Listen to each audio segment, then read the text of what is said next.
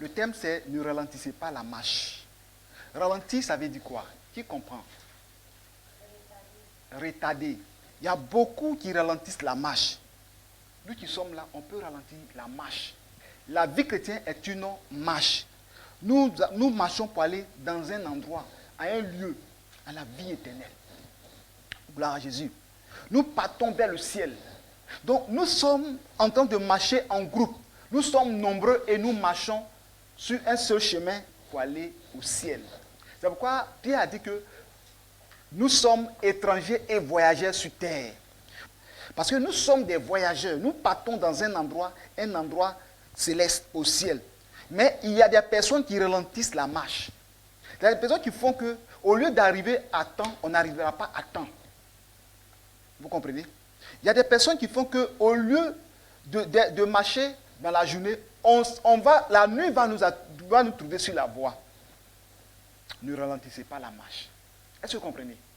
Ne ralentissez pas la marche. Il faut que vous compreniez. Parce que Jésus revient bientôt. Il ne faudrait pas que tu ralentisses la marche de ton frère.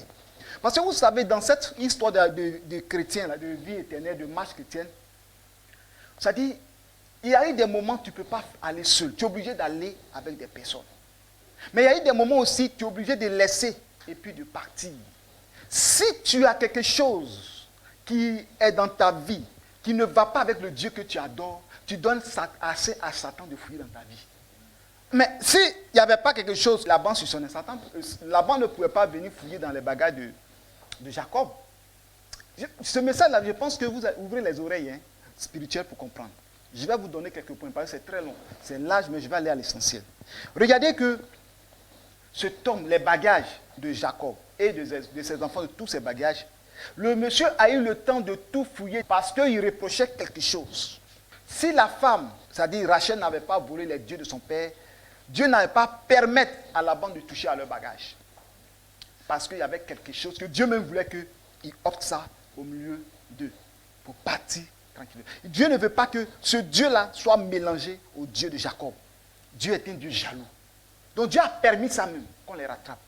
Donc pourquoi on les rattrape? À cause de Rachel. Ça a ralenti la marche. Bien aimé, l'histoire de Rachel, c'est l'histoire de l'église.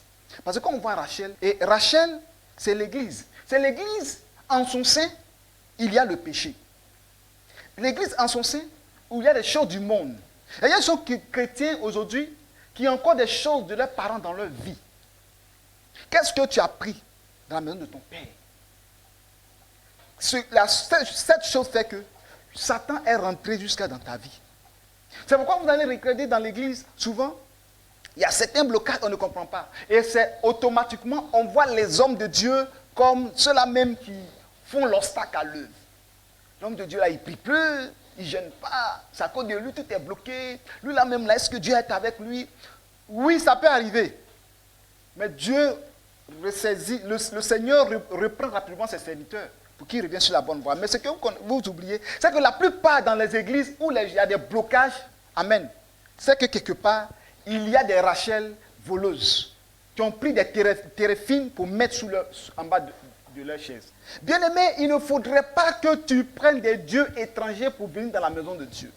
Les dieux étrangers peuvent être quoi? La jalousie, la colère, l'amertume, la vengeance, les rancunes, les murmures. Ce sont des dieux étrangers que nous devons bannir dans nos vies. Une fois que Satan sait qu'il y a quelque chose dans ta vie, il rentre dans ta vie. C'est pourquoi souvent dans les églises, on charge les sorciers sont là. Parce que ce que les sorciers ont dans le monde, là, il y en a aussi dans l'église. Donc quand on charge les démons, les sorciers sont là, les choses n'avancent pas. C'est pourquoi la Bible déclare que ôtez le méchant du milieu de vous. Une église qui va avancer, il faut qu'on enlève tout ce qui est des téréphines. Tout ce qui est des faux dieux, des dieux qu'on peut transporter.